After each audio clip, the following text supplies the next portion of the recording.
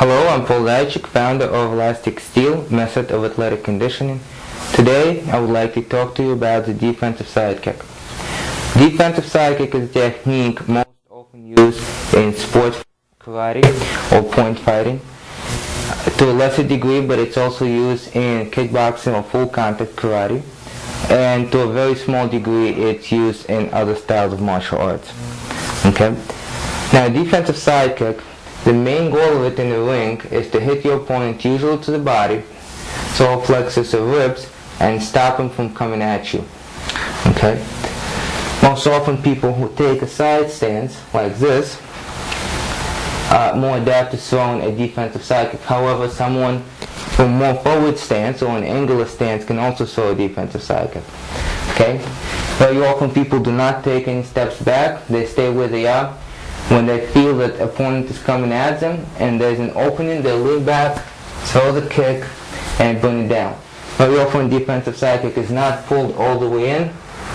It's a little bit less of a knee and hip flexion. It comes from the floor out and back down. Sometimes people take a small step back and throw the kick. Okay? So, on the other side, here's with the side stance. I'm going to do a little bit faster now. Somebody's coming at me. Okay? Or this side. I'm in the stance. There's throw a kick or throw a punch. Someone's coming at me. Defensive side kick. Okay? Now, what a lot of people do, what I notice from watching people spar and fight, is they throw defensive side kick, place the leg down, and they admire their work. Okay? Especially if they hit their opponent. Which is, if you compare that to street fighting, you throw, for instance, an elbow, and then you just stand there and look at the person hurt, but you don't follow up. It's very difficult to take a defensive side kick and transfer it into an offensive technique, primarily because whoever ran into you will push you off balance just a little bit. Okay? So it takes a lot to be able to go this way and then quickly come back and follow up with other techniques. Now, if you hit the person, you stop them. If you're fighting for a point, you probably will get that point. If you're fighting full contact, you need to turn that defense into an offense. Okay? Or at least get out, because you hurt a person, that does not mean that they're not going to come after you after that. Okay?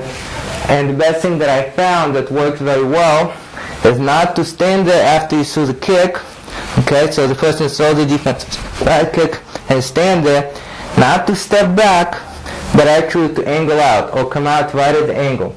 The best thing to do is to come out at the angle to the other person's back. So if I have my left leg in front, he has his right leg in front, I'm going to go to my own back and I'm going to go to his back. He has no weapons to follow. You can also angle out to your own front if you have to. A little bit more difficult than going to your own back, but if you have to, and I have my right leg in front, my opponent has his right leg in front or her right leg in front, I would step this way to their back. The worst thing that I want to do is to go to my back and their front, although it's probably better than to stand there and not do anything, because remember, if you kick it jammed, or if you hit the person in the arm in point fighting, or in full contact you actually hit the person, you don't hurt them enough, you don't stop them, they keep following you. Now, if you're in a street fight and using a defensive side kick to stop or break the person's attack, chances are you're going to use the side kick to the side, to the lower leg, or to the knee.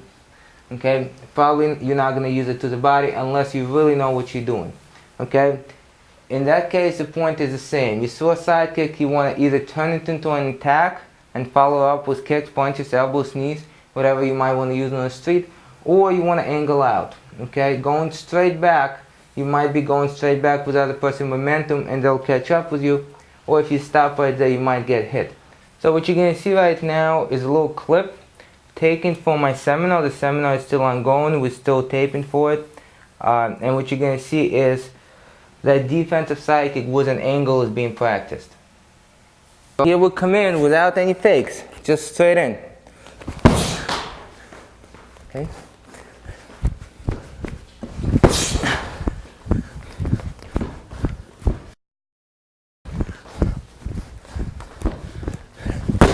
Good.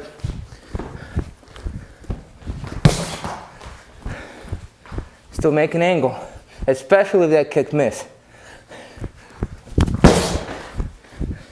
Good. Now what I'm going to do here is once he throws his kick, I'm going to pretend he hit my arm or I jammed him, and I'm going to follow him straight in. As I follow him straight in, he will only get away from me if he makes that angle.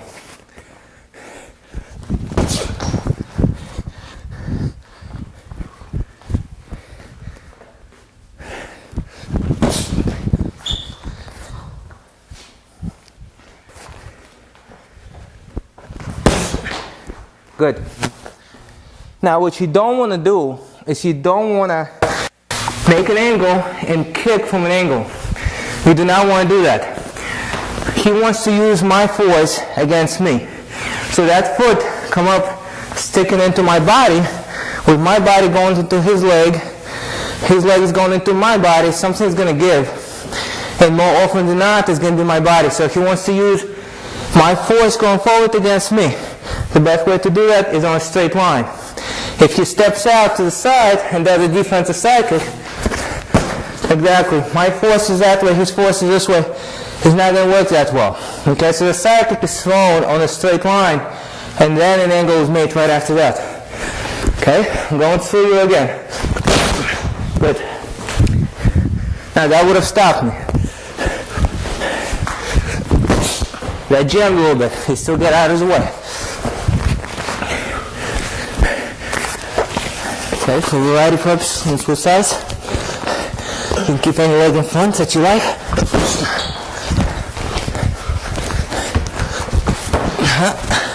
Angle, angle, angle.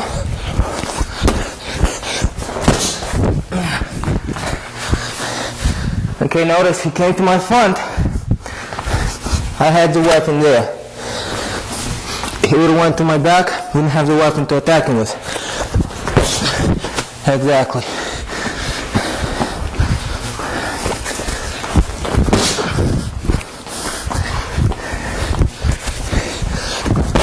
Good.